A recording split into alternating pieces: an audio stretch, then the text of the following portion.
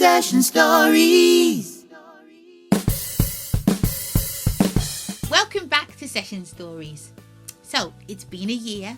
I'm getting over my virus and my body is just starting to even out. And at that time, I looked like this. I'd just taken up guitar and I'd written the title track to my album, Maybe Today. Hello, bet you don't remember me at all. I know your face, for the life of me I can't recall your name. Available on iTunes and Amazon, just saying. Hashtag just saying. And I was in attendance at a Frank Gambale masterclass when I got the call to audition for Bryan Ferry and Roxy music. Now, it was 10 o'clock at night, right? We were all pulling a bishop's mitre. I've been around Londoners too much, right? We were trying to pull an all-nighters, like masterclass and woo, then stay up, right? Then I get called to do this audition. And the two songs that we had to learn were Avalon and Love is the Drug. So obviously I'm like, I've got to go home now because I've actually got a big time audition tomorrow. So I went home and was listening to the tunes. And Love is the Drug was fine. That was all good and lovely and nice, kind of funky rhythms, all good. And then Avalon was something different. Now, my experience from singing with the Pink Floyd tribute band was don't panic, Mish, don't panic. And be happy with what you've got. I am not a soprano. In the school choir, my teacher used to try and make me sing with the proper sopranos, right? I'm a mezzo at best when like the sky is blue and the birds are singing and the pigs are flying, right? I'm a mezzo at best. And one day I tried to ease over to the altos and got caught and he just put me back with the mezzos. But anyway, so when I heard Avalon, I was like, I'm sure she's singing C's and D's. And I was like, that's not me. But do you know what? I'm still going to rock up at the audition and see what I can do. And also, I'd found ways to sing around those notes. I knew I had most of the melody, but just those couple of notes, I was like, well, do you know what? I just can't hit it. And I was comfortable with that, which is an important place to get to. Be happy with your... Obviously, we can always do things to improve our vocal health and tone and range and stuff like that. But once you've got a good kind of solid foundation, then just be happy with what you've got. I know I'm not a proper soprano and I'm happy about that. But I know whatever leaves my mouth, I'm pleased about the tone that is coming out. So Avalon, I knew I wouldn't be hitting any of those upper echelon notes, so those dusty end notes. So I was happy with that. I was completely comfortable, but I knew I had the form down, I had the lyrics down, I had the melody down. I knew the shape of the song very, very well. So I still turned up at the audition the next day. I remember because of where Bryan's studio was, I could just catch the bus. I could have walked, but it would have been a long walk when I thought, don't stress yourself out, Mish, don't get sweaty and then meet Bryan Ferry. That would not be cute. So I caught the bus and I was really early, and I made sure I was really, really early because sometimes the bus drivers down our street would just be trying to just pass you like you're in The Invisible Man. So I made sure that I had three options to get down there. So I caught the bus. And because I was really early and it's rude to show up at people's place early, I went to the pub and I had a pineapple juice. And I remember I was completely fully dressed up in gig outfit, proper lacy kind of outfit with velvet and thing, and lovely trousers and everything. And the guy in the pub was like, all right, then what's going on here? And he thought I was going to be rock and roll, but I had a pineapple juice. Right. I can't have pineapple juice anymore, can I? I'm allergic. How much has changed? Session Stories. So I had a pineapple juice at this pub and I was like, stay calm, Mish, breathe. And then when it was time to go down to Bryan's studio, pressed the bell, went in, and I just was confessed about Avalon. I was like, I cannot hit some of those notes. It's just not in my register. It's not my voice. So, but I've learned most of it. And he was like, yeah, that's fine. I was like, oh, okay, that's good. That's very nice of you, Bryan. And we moved on to Love is the Drug. And Bryan was explaining some stuff to me and he was so suave. You know, those people are like, oh my gosh. You're like someone took a person out of a painting and like just plonked you in the real world. Like it's beautifully turned out. And there's me all kind of hot and terrified. And then we moved on to Love is the Drug. And I actually knew that I had the gig halfway through the song, because my rhythm was really strong and I saw Bryan kind of move and smile and I thought, oh yeah, she got this girl. But you know, you can't be too cocky. So we did Love is the Drug a couple of times, and then they were like, thanks for coming, nice to meet you, and blah blah blah, and I went on my merry way. I went off to catch the bus. Halfway through my bus journey, I got a call to say, you got the gig? And I was like, stop it. On the bus. And I wanted to go, ah! But you know, you can't freak people out on public transport. And I was like, no way, I got the gig. So yeah, that's how I got the gig with Bryan Ferry and Roxy Music. Session stories. Really know where your strengths lie. And go with them, really go with them. I know that I've got good, strong rhythm. And so me not being able to hit those upper register notes really didn't matter, because Bryan is very like that. You've really, with any BVs that you do, you've got to be tight. Do you know what I mean? You've got to blend, you know, you've got to think about dynamics, you've got to think about colour, you've got to think about rhythm. You can't just like sing anything and be like, and just doing your own thing. You got to make sure that you take that little ego hat off and put your little backing vocals hat on, and make sure that you're there for the work and you're there to augment the piece. So yeah, I was really pleased because I'd worked a lot on kind of like rhythmic stuff and making sure that you sit in the pocket, and we can't just get into our little singer bubble where we're like, we're just singing now, and then you have no idea what the bassist or the drummer or the guitarist is doing. You should be able to sing every part that everybody is doing within a piece of music, and just not be like, well, I'm not singing there, so I don't know what everyone else is doing, and frankly, who cares? You can't be like that. That's not good. So make sure you keep your ears open. If my ears weren't open to rhythms and what was going on behind me as I'm singing, I wouldn't have got the gig. Session stories. If you're enjoying Session Stories so far, please give me a thumbs up, hit the subscribe button, and don't forget to click on the bell icon so that you don't miss any future videos. Session stories. Okay, so I got the gig with Bryan and Roxy, and then they sent me all the lyrics, and I love getting the lyrics. Oh man, I really love that. And I always used to format it in the same way, in the same kind of font size, and it would always be Bookman old style is what I would use, and type everything in, and you know, make everything look beautiful, and then print them out, because I'm one of those people who likes to hold my lyrics. They seem to go in better. Obviously we all learn differently, so you've probably got your way of learning things, but I like to hold it and then see where I've put my little, like where the inflections are, and maybe I might highlight it, and I can see my little arrows, and I have to sing that little bit quickly there, or you know, just write a little rhythm above it or something. And so yeah, I like the kind of the tactile way of learning things. So I learned all of my lyrics and got it all down, and by the time our first rehearsal came round, I knew the gig back to front. I really did know it really well. It's just part of maybe it's just a bit of insecurity and not wanting to be a burden. It's probably that. I don't want people to be waiting for me going, what was it again? Oh, can you just give me my note? No. So I really had it down, just in case as well, because I knew that I knew my part, but I just learned whatever the other BV was doing as well, just in case we needed to swap. Maybe someone was feeling unwell.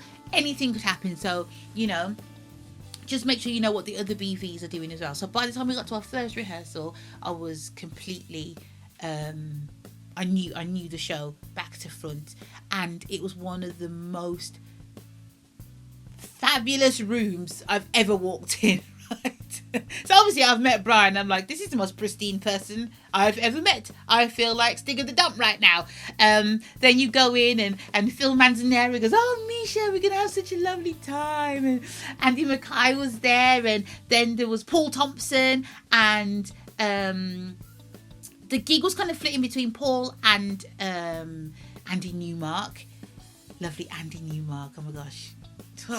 Amazing. And David Williams was in there, and we became such good friends when we went on tour as well. And David is all over Michael Jackson tunes, Madonna, Michael McDonald, the Pointer Sisters, Rod Stewart, just phenomenal.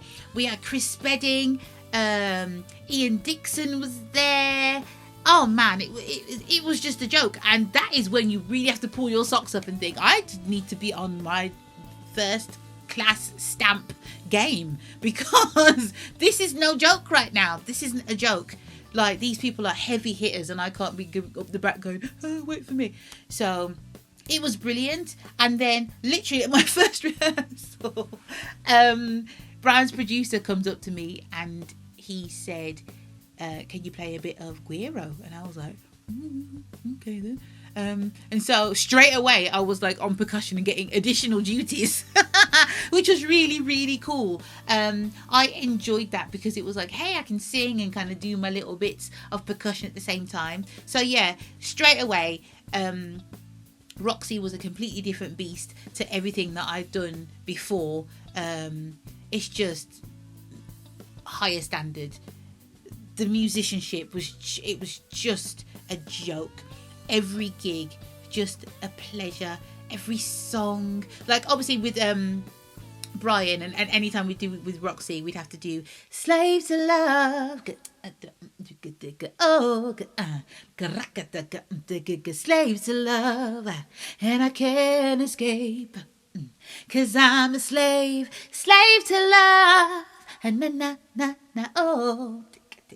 Na slave to love, and I can't escape. I used to love that one, but there were so many great songs that we did. God, there's so many of my favourites. Just Into the Blue, Do the Strand, Love is the Drug. Just tunes coming out of your ears. Really, really amazing. It was such an honour to play with, to perform with a legend. Session Stories. So quite early on, what was I doing? I was trying to think what I was doing. I was watching Top of the Pops. That's old school, isn't it? I was sat in the bed watching Top of the Pops, and the tour manager called me up and said, Mish, can you do me a favour? And I was like, yeah, of course. Saying yes, don't know what it is yet. And he's like, I was wondering if you'd be all right to come and sing at Live 8 with Roxy Music. Like I'm going to say no. I was like, of course, absolutely, because we were going to be on tour anyway, and I think they'd asked if Roxy could come back and do Hyde Park, I think it was, but we were going to be in Germany anyway, and it was like, it's too much upheaval to drag us backwards and forwards, so we ended up doing it at the Brandenburg Gate, which was really cool, and I was like, obviously, I'm going to come and sing at Live 8. Why wouldn't I do that? So it was amazing, and it was one of my first singing on TV kind of performances, and it was live too, obviously, hence the name, Live 8, and that's forever. You know, you can't go, let's try that again. So it was pretty insane, and I remember my mum and one of my brothers texting me from the UK going, are you on yet? When are you on? You're going to be on yet? When are you going to be on? And I was like, I don't know. I have no clue when we're going to be on. But I remember on the day, when I get nervous, my teeth hurt, right? So I have to tap my gum and do this, or I get this weird tingling sensation. I'm pretty sure nobody else gets that. And I remember the cleaner, was really grumpy backstage and locked the ladies' toilets, right, so she could clean them. I was like, you big old grump. But it was insane because you'd be walking through and you see Claudia Schiffer walking past you. Then we saw like Faithless walking past, and then Morton Harkett from Aha stepped over me. He was like, excuse me, and I was like, that's fine. I'm like looking at Morton's crotch. But I was so pleased to be there in his crotch, right? I was like, this is insane. The amount of people, but it was really chilled. There weren't any egos kicking about. It was just really, really nice. So what was tricky though is that because it was live and everything,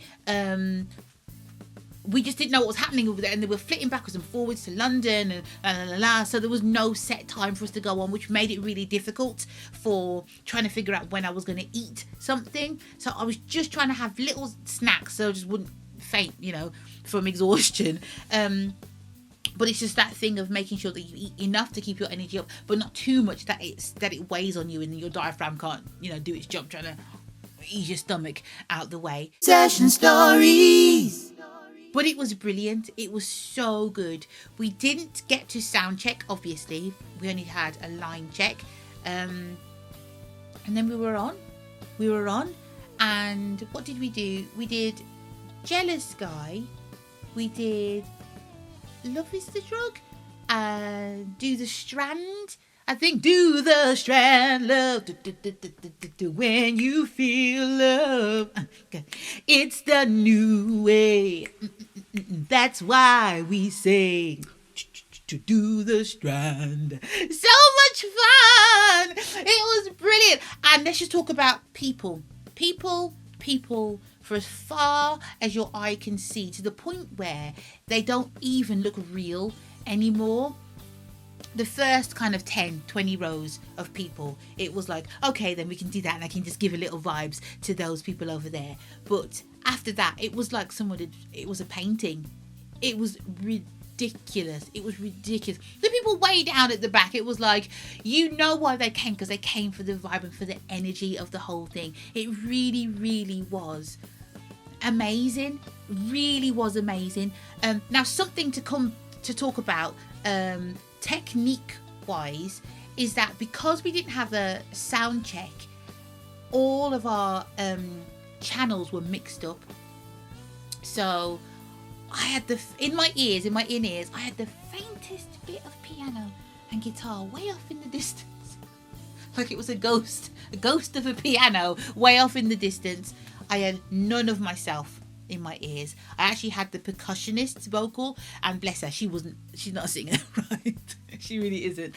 So I was like, wow, what is going on? And because of the crowd noise, it was really hard to hear anything with both ears out. So I took one out, so you get a bit of ambient sound, and then I left one in just so I could faintly hear something of the guitar and something of the piano in my ears, just so I could pitch. But I absolutely could not hear myself, even with one ear out. I couldn't hear anything. And I've got to say, practicing things and repeating stuff so you can find where it sits in your voice. I practiced these songs so much that I could pluck the start note out of thin air, and I could feel where it sat in my voice. So if you go and watch the Live 8 DVD, you'll hear me on the top note in the middle of Jealous Guy, and I'm literally feeling where that is in my voice. I'm not hearing it at all, and that is really a good skill and a good and a good discipline to get into. Don't just let notes leave your mouth. Obviously we talked before about having intention behind them and giving your voice and every syllable attention, right? Now you need to connect that and see how it feels. Do you know what I mean? So that you're able to sing it and be confident that you're in tune, and make sure that the artist that you're working for has got the BVs that they're expecting to hear, because that is your job at the end of the day. Session stories. Next time on Session Stories, I'll be telling you about going on my first world tour. I'll talk to you about the benefits of being able to multitask, and about my first appearance on Jules Holland. If you have any questions or comments, feel free to leave me a message in the section below. Until next time, happy singing. Ooh, Session stories.